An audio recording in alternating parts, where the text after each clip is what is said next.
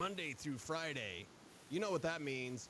Orange and Blue today, presented by Champ Honda. Cecil Lammey back in the saddle with my man Andrew Mason. Mace, I hope you had a great weekend, brother. It's always good to be back with you here. And for me, like there's this quiet rumbling, there's this quiet lead up. Like we are less than 2 weeks away from the draft, and I am completely over the mood. Like I get so giddy and so much anticipation this time of year. I don't care if the Broncos don't pick till the third round. I still think they might trade into day one. Mace, I'm on edge, but I'm here for you, brother. Yeah, I mean, honestly, even though the cost is prohibitive, I do find myself hoping that they trade into day one because it's going to make things a lot more interesting. Um, yeah, it's two, but the thing is, it's 2 straight years where they don't pick until much later, and it just hasn't been the same. I the one thing I don't want to hear in this draft cease is the Broncos doing the old Bobby Beathard trade where they trade next year's one for a two this year. If they do that, man, I'm I'm gonna want someone's I'm gonna want someone's in this. I was gonna say something really mean, probably like I'm gonna want someone's head on a platter at that point. Like Yeah. if they make that kind of nonsense trade, and they don't, and thus they don't have a first round pick next year. It just hasn't been the same. I'm excited for the draft from a league perspective, but I like covering a team that's got to pick in the first round at some point. It hasn't been the same the last couple of years. I haven't enjoyed it. It hasn't been the same, but we're still here. And Mace, do I sound okay? Everyone in the chat room saying my mic is low. So You the sound fine to me. soundboard's Do I? How over do I there. sound? No, you sound fine. So Okay. we'll figure it out. We'll work through the technical difficulties again. Appreciate everyone. Sean, the fans are saying my mic's low. So if we could check that, appreciate you. Thank you, Sean. And thank you all for watching and chiming Now you in. sound a little louder. And it does sound a little bit louder? Okay. Yes. Okay. Okay. And I have brought him down as well. Thank you, Sean. All right, there we go. Buddah Baker to the Denver Broncos. Now, as soon as the news comes out that Buddah Baker wants a trade from the Arizona Cardinals, one, I think, man, Arizona, everything falling apart in the desert. And then two, obviously my mind goes to Vance Joseph. But top of my head, Mace, I believe Buddah Baker is like the 6th highest paid safety, and he wants a raise. So let's discuss this. You wrote it up at denversports.com, both the positives of why it would make sense for Buddah Baker and then the negatives, which I'll assume is the money right now. But let's break this down because it's an interesting name, and the Broncos are looking at safety. Maybe not Buddah Baker, but in the draft, they're certainly looking at safety. Well, it's not just the money involved, it's what it would take to get Buddah Baker because either you're making a significant sacrifice of draft capital or you're sacrificing significant player capital to make it happen. Um, and any deal, I presume, if it's not draft capital, would involve either Justin Simmons or Jerry Jeudy. The thing about trading Jeudy is, first of all, I don't think Jeudy alone would get you to Buddah Baker. I think you'd have to throw in a draft pick to balance the scales because Judy's a fine wide receiver who can become a wide receiver one. Buddah Baker is, if not the best safety in football, he's in the top 3 or 4. Certainly, he might be the most complete safety, the best safety in terms of being active in the box and being active against the run, and even brings the intangible leadership quality. So I'd say to get Buddah Baker, if Jerry Jeudy were involved in the trade, you're probably talking about Jeudy in a 3rd round pick. And I think that's the best case scenario for the Broncos. So then the other thing that could come up is Buddah Baker for Justin Simmons. And to me, if you're going to bring in Buddah Baker, it's the idea of pairing him with Justin Simmons, right? It's the idea of saying we're going to have the best safety tandem in football. 2 players whose skill sets do mesh perfectly if you're going to use them as a tandem. And I'm separating myself from what I feel about Justin Simmons and how I'd like to see him be a part of a successful Broncos team because we know Sean Payton doesn't have any sacred cows, right? Like it doesn't matter that, oh, you've been a team captain, oh, you've been a leader over the years. Basically everyone is tradable. Everyone has some kind of value, right? But if it were up to me, I wouldn't be trading Justin Simmons in order to get Buddah Baker. Yeah, the Simmons for Buddah Baker thing, that's like, okay, why? I'll do the old Ricky Waters, like for who, for what? I'd rather have them together than separate them just because, like trading for the sake of trading. That may be what Howie Roseman does, but I don't know if George Payton should be in that business right now, especially with Sean Payton kind of, I don't know if he's looking over his shoulder, but he's like peeking over there. Hey, what you doing? What are you doing over there, George? Yeah. Okay, we're good. Yeah, I think Sean Payton is saying, George, we need these types of players, this type of team, and is seeing how he does at putting that together. I'm actually posting a piece later this afternoon at denversports.com. I'm sure we'll dive more into it tomorrow. That actually dives into just how much the Broncos have gotten out of their George Payton drafts relative to the amount of draft capital they have, and it's pretty favorable to George Payton the last couple of drafts, especially compared with the last few drafts of John Elway. So if I were Sean Payton, when it came to this type of deal or getting into the draft, I would be inclined to trust George Payton on this sort of thing. But we know Sean Payton's the period that ends all sentences, and to quote an old boy band song, he's going to say, I want it that way. I thought you were going to say, tell me why. Hey, George, tell me why. Like, ain't nothing but a heartbreak. By the way, our guy Jose in the chat room brings up the combination. Says John Lynch, Nick Ferguson were the best in Broncos history. I go back to Dennis Smith, Steve Atwater. There's just something about Broncos safeties, and all due respect, of course, to my buddy Nick and my buddy John, and I guess my buddy TJ Ward. I don't know. TJ Ward was intimidating as all get out and great, and I love Darian Stewart. Like I love D Stu when he was undrafted. I loved him. Like that's just a good dude. But some about Broncos safety play, man, they've always had the best, and usually in tandem. Yeah, it's one thing that you can even go further back than Dennis Smith, Steve Atwater working together. You can go back to, Steve Foley when he was at safety. You can go back to, Billy Thompson played safety and corner. Go all the way back to Goose Gonsolin, an original Bronco back in 1960. The Broncos, over their history, one thing that they have usually had is excellent safety play. And Justin Simmons, he fits in that lineage. If you had Simmons and Baker together, that would push Atwater DS49 as the best safety combination in Broncos history. And to me, that's the allure of it. And of the potential of getting Buddah Baker is having him with Justin Simmons. But here's the thing. Let's say you're putting them together, but then if you're not trading Justin Simmons, who are you likely trading in a Buddah Baker deal?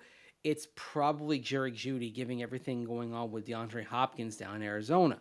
Right. So that's where the other element, the Russell Wilson element, comes into play. Because this year, it is a make or break year for Russell Wilson. Are you going to do that and take away the one receiver who has the best chance of being a true wide receiver one? That's the question. I mean, because if you're going to evaluate Russell Wilson, you do kind of have to give him a fair shot. Yes. And I'm not sure the shot is fair if you take Jerry Jeudy out of the equation. Well, and that's the thing I love about what the Broncos have done, Mace, because like you have to set up Wilson the best you possibly can. You have to fix the offensive line. You have to make sure that you're going to run the ball, because then it's all on Wilson. You have no doubt, right? What's the Denzel line from Remember the Titans? Like, leave no doubt. Leave no doubt. Leave no doubt. Like this year with Russell Wilson, you're going to give him everything. Most likely keep Jerry Jeudy, although there are fans in the chat room saying maybe he gets traded draft night. That's a which I could see conversation. happening. Which I could see happening for sure. But like set up Wilson the best he can, because then if it fails, then you can say we did everything for him. You don't want anything nagging like, well, maybe if we would have kept Judy, or maybe if we would have had a better wide receiver or whatever. Like, no, line fixed, run the ball, great wide receivers, some tight end help, set up Wilson the best you can. I mean, the interesting thing about trading Jerry Jeudy on draft night is if you do that and somehow get a late first-round pick, how do you know you're not turning around and using that pick on Jalen Hyatt or Zay Flowers right then and there? If you're saying, okay, we're just going to start with another receiver who has wide receiver 1 potential, just happens to be a rookie, but we're going to start the cycle again rather than maybe not giving the 5th-year option to Jerry Jeudy. And that's the other thing. If you're not going to give the 5th-year option to Jerry Jeudy, and we're looking at the deadline coming not long after the draft, if you're not giving the 5th-year option to Jerry Jeudy, then I do think you have the conversation about trading him for draft capital with the intention of using said draft capital to find a potential wide receiver 1 for the long term. Mm-hmm. And the deadline, May 5th, top of my head? Believe so, yes. Yeah. So got the draft, and then we got that deadline coming up on Jerry Jeudy, and I believe also that's transferable. Mace, correct me if I'm wrong. If they do 5th-year option him and then trade him, the team that gets him continues that. Is the decision transferable? Let's say they trade him during the draft and they still got a few days. Can the new team then 5th-year option him? I believe they can. They can, because it came up with Noah Fant last year. Remember when the Broncos traded him to Seattle, and it wasn't long after that deal, as part of the Russell Wilson trade, of course, that the Seahawks announced they would give Noah Fant the 5th-year option. So when you trade for a player, as long as it is before that deadline, that May 5th deadline, you do trade for the 5th-year option as well. Tommy in the chat room says, I love Wilson's contract now, and by 2024 to be mid-tier. I already brought up Howie Roseman, who got the deal done with Jalen Hurts. So we're seeing those quarterback contracts obviously continue to elevate. And Wilson's contract will be somewhat affordable, but this still is make or break for Russell Wilson, no doubt. Well, it's no doubt make or break, because if it doesn't go his way this year, then you want to get out of it before there's even more damage, right? Before it's another $37 million that you're on the hook for if he's on the roster for the 5th day of the league year in 2024. I mean, that's what's looming over this. And if he had a bad year and you were to stick with him, you'd be falling victim to the sunk cost fallacy. That's something that if you're a baseball fan, you see a lot of, in terms of, okay, we've given this player a big contract. Clearly this player is not living up to it, is on the downside, but maybe he can figure things out. Let's keep running him back out there so we get something out of the contract. I'm seeing that kind of with my Atlanta Braves right now, with Marcell Ozuna. Very bad contract. They keep running him out there as the DH and the left fielder from time to time, even though his batting average and all his metrics have been underwater for the last year or so. And so I think they're falling victim to the sunk cost fallacy.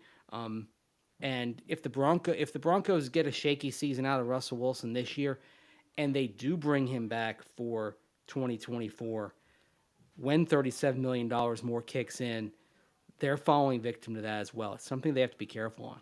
Yeah, you got to be careful going forward with this. And also, before we let the Buddah Baker thing go, I wanted to bring this up, Mace, because I think Vance Joseph's going to be under a ton of pressure this year, because the Broncos defense, which in part was, one, they're a great defensive unit. There's no denying that. But also, I want to bring up two people. The offense stunk, so opponents didn't have to put their foot on the gas. So all of a sudden, if you're now giving up 21 points a game, Vance Joseph, those numbers might look a little different because the offense should be better. And then when you face the Broncos, you don't have to just score 14 and you're going to win 14-10. Like, the defense will be under pressure. So, Buddah Baker, all the help you can get, because Joseph is lacking the pass rushers right now. They're going to have to use blitzes and get creative and hope Randy Gregory stays healthy. But I think the Vance Joseph conversation is one to watch as the season goes on. And I think fans will have even some overreaction to what Joseph's defense looks and how they look this year. And remember that if you use blitz as a big key, is you've got to have corners who can hold up their end of the bargain, because when you blitz, that means you're going to put your corners on an island quite often. And if you've got the corners, great, but you get beyond Pat Surtain. We're still learning about Damari Mathis. K'Wan Williams, you have a lot of confidence in, but unfortunately, a little bit like Bryce Callahan, K'Wan Williams tends to miss a few games a year because of injury, right? Right. And so then you go to Tremont Smith, who's your number 4 corner. Maybe you add to that in the draft as well. But if you're looking at the Broncos right now, if you're planning against Vance Joseph's defense, you're saying, hey, when these guys blitz, with all respect to Damari Mathis, I'm probably throwing in his direction. And so Damari, who did have a very promising rookie season, don't get me wrong, he's going to have to grow up in a big way this year. He's like, as far as like players who are kind of under the radar, but are going to be really important, I mean, we could do a whole series on that as we get through the offseason. You could do an entire episode talking about just how important Damari Mathis is because teams are going to throw at him. Yeah, the thing that I love most about Damari Mathis, outside of his physicality, which is what I always felt stood out for him in college, we saw last year has short memory. Mm-hmm. He's going to have to utilize that short memory, which sounds kind of weird, but he's going to have to forget fast this year because he will be targeted. He will be targeted and he will give up some plays, and that's something that you have to expect. And the thing is, he has a short memory, but he also learns from his mistakes because he had that penalty-strewn game in his first start against the Los Angeles Chargers there on Monday Night Football in October, and that never happened again.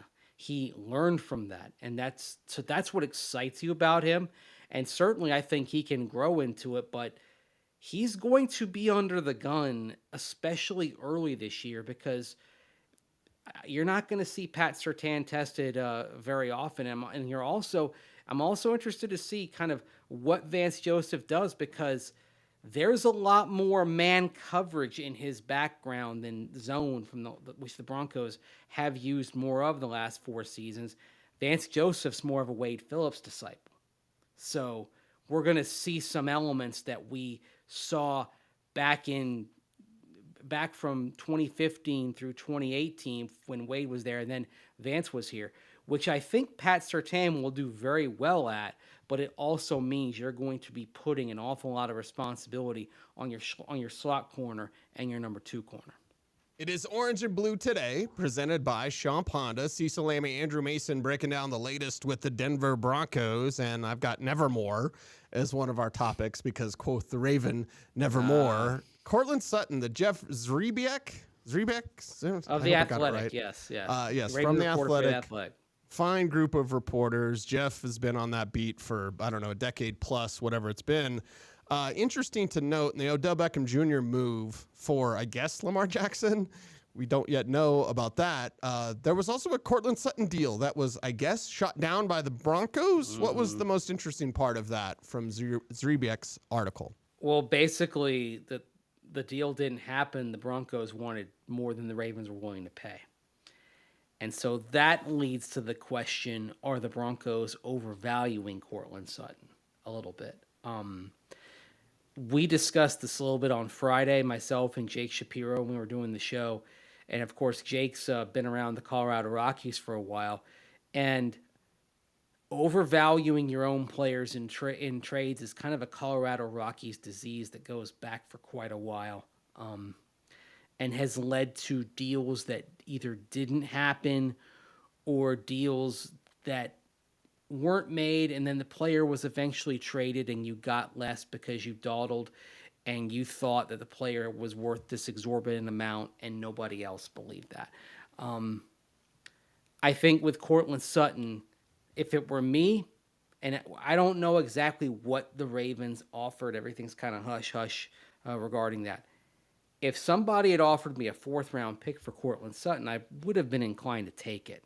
I don't think you're going to do better than that for a receiver who hasn't been productive and has a contract that, if not wide receiver 1, is definitely excellent wide receiver 2, as in a wide receiver 2 who can get you 1,000 yards per season and get you 7 to 10 touchdowns. And Cortland Sutton hasn't been that guy since he tore his ACL. So that's why, I mean, I'd basically take I'd be happy with a 4. I'd even consider taking a 5 if it were an early 5th-round pick, because part of the deal with Cortland Sutton, if you trade him, is you're getting that contract off your books. Yeah. Yeah, and Brad D in the chat room says, you'd be lucky to get a 4. Yeah, you would be lucky to get a 4 if you are the Denver Broncos. So we'll see what happens there. And Sutton, it's not even I hearken back to the days of Alvin Harper.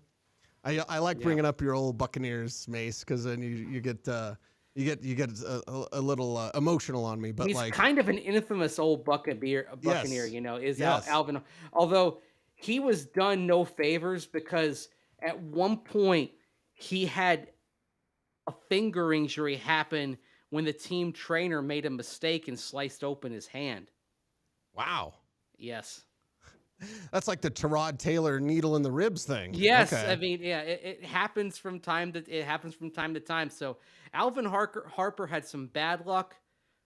He made some of his bad luck as well, but he also had some misfortune happen to him like that. He suffered a knee injury during his first preseason. He came back, and then he had Trent Dilfer as his quarterback, and Trent Dilfer in that 1995 season, his first season as a full-time starter, I believe he only threw 4 touchdown passes. Like, Woo. and he started every game. Like, how do you start 16 games and throw 4 touchdown passes? And somehow they still won 7 games.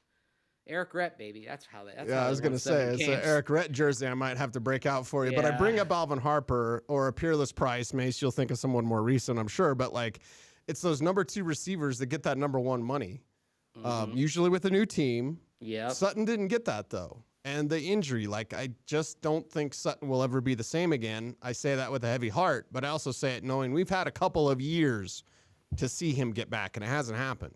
Right. Well, they gave him that contract believing he would get back to where he was in 2019. Right. And it can take a year once you get back on the field to get all the way back, but that wasn't the case last year for Courtland Sutton, even though he was another year removed from that. And look, it's also the concern about Tim Patrick as well coming back from the ACL, but at least Tim Patrick's contract is much more budget friendly. Courtland Sutton's contract, I mean, ended up being what, an average per year of roughly $17 million. I mean, that at the moment the Broncos gave that contract, that was pushing toward wide receiver 1 territory. Like, that's where, okay, that sort of number, you expect 1,100 yards. You expect 80 plus catches. You expect 8 touchdowns at minimum, preferably pushing to double digits.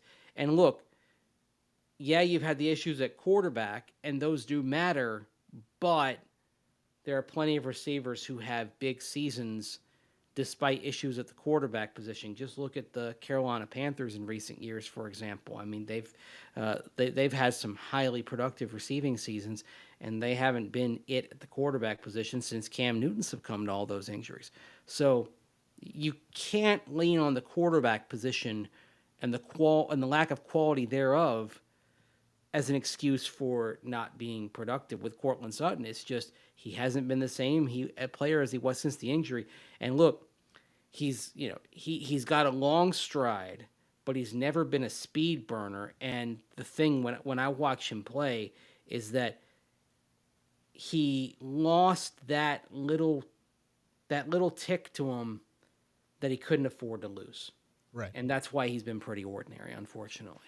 Yeah, and it reminds me, and I could be way off base here, but it reminds me of the people that chase ghosts in fantasy football, like with Allen Robinson. Mm-hmm. I think everyone's done now with Allen Robinson, but for years it'd be like, well, look at what he did with Blake Bortles, and you just kept waiting and waiting for Allen Robinson to do it again. He just never did, and I think we might be there with Sutton.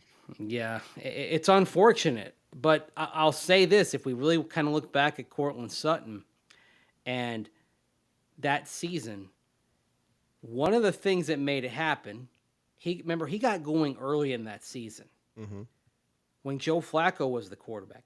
Joe Flacco, at this stage and even at that stage, not a very good starting quarterback, but he could do one thing really well. He could lob it up and throw deep. And he actually, and Joe Flacco and Courtland Sutton, when you look back on it, actually really worked well together. And then we saw a glimpse of it with Drew Lock in that first start that Drew Lock had against the Chargers when he hit, was it 2 touchdowns that Courtland Sutton had in the first quarter of that game? And then it didn't, and then it didn't happen after that. But you look back at the early part of that season when Cortland Sutton really got going, and I think it was because his skill set actually fit the one thing that Joe Flacco could still do very well. And the Broncos haven't had a passer who had that sort of deep outside touch as Joe Flacco did. So not in his prime. I can't believe I'm actually giving credit to Joe Flacco for something, but the one thing he did well meshed perfectly with Cortland Sutton's strength, and it showed in those first 8 games that year. Right, with the young Cortland Sutton, and again, things are different now. Orange and blue today, presented by Sean Honda, Cecil, Lammey, Andrew Mason. And Mace, I got it on the corner here, Big Bank Tank, because you're looking for explosion, right? I could say explosivo, as my guys on Tenacious D say, but like you want explosion at the running back position. And I agree with you. Like, I think you got enough power. You've got big backs, you know, go get Tavian Thomas undrafted or whatever. Like, you've got big backs covered, but you need some explosion. Now, Tank Bigsby, who the Broncos have had a private workout with from Auburn, not a power runner, even though his name's Tank. Actually, not really an explosive runner, Mace. I like how he's efficient with his movement and the way he can stack moves. As a runner, you always look, okay, you're quick, but are you trunk candidate? Where Marshall Faulk wasn't as fast as trunk candidate, but he could make one cut and move and get there faster than trunk candidate, who was super fast, like 4.2 speed, but it would take him like 5 steps to change direction. With Tank Bigsby, you see that he's not fast. He's not really explosive. He's kind of quick, and he can stack moves, which means he's an efficient runner. So when we talk about Tank Bigsby being an option for the Denver Broncos, certainly they have interest, Mace. I just have one question for you. Is he explosive enough for your taste? I mean, I don't know if he's explosive in the way that this offense needs. What you're talking about with Tank Bigsby is a guy, he makes that first cut really well, and so he's going to be able to get to the second level. Can he get beyond the second level and turn that into an explosive play on a consistent basis? That's part of my concern with him. High fumble rate is also another concern that I have with Tank Bigsby. I believe he had 4 fumbles in the 2021 season, for example. And so there's a reason why we're talking about him in day 3. Look, all of these running backs, when you get in day 3, they've all got something missing. But I don't know that this guy has enough of the lightning to where he gives you something that isn't already there in that room. That's just, when I watch him, that's just kind of the sense I get. And then the data kind of backs it up. Yeah, I feel like he's an efficient runner. Yeah. I don't think he brings any sort of game-changing thing to the field. Yeah. You know, and I like him. I like him for his skill and his nuance as a runner because, again, he's not the biggest guy, he's not the fastest guy, not the most powerful guy, and he's really not even a great receiver. Like, he's a reliable receiver, but in that case, you know, we brought up the names of Deuce Vaughn. Like, we brought up these explosive backs who are like, okay, they can do this, but they can do that one thing really well. I think with Tank Bigsby, you don't really get that. You get an all-purpose guy who's like, okay, you know, jack of all trades type of thing. Yeah, I mean, the one thing I do like about him is like Bobby Turner would have liked him because he's that one cut and go running back. And I think if we rewound the clock back to late stage Mike Shanahan in Denver, 05, 06, 07, 08, remember when it sort of became this interchangeable set of backs that the Broncos had? You had Tatum Bell in there for a bit. You had Mike Bell. You had Andre Hall. Tatum Bell came back, PJ Pope, Ryan Terrain. A lot of those guys, the late Damian Nash, they had their moments, but what they all had in common was they could read a hole as it developed, flashed open, make that cut, and they could get you a quick 10 or 15 yards. They weren't going to be able to flip the field with a run, but they could reliably kind of keep things moving for you, but they were relatively low ceiling backs. And that's kind of what I see with Tank here, is that he would have fit very well in that vein. And look, if you're talking about a late round pick who could potentially contribute on special teams and then step in and give you a couple of runs like that, then that's fine. I just look at Tank. I don't see this amazing star waiting to happen. I see somebody who can come in, be a depth piece at running back, potentially be a plus player on special teams, and step in and give you some nice runs, but nothing where you're really scaring an opponent, but he can keep you on schedule. Right. We do have David in the chat room ask, is Dalvin Cook a possibility? I would say no, even with the George Payton connection, and not just because of age or money. And I was talking to a Dolphins fan who was like, hey, get him back in Miami. I'm like, I don't think they want him back in Miami. I think Miami's fine adding more wide receivers. Like, that's your wide receiver station, Chosen Anderson. Anyway, yeah, I don't think Dalvin Cook is a Bronco possibility. It's nice to think about, Mace, but it's not realistic.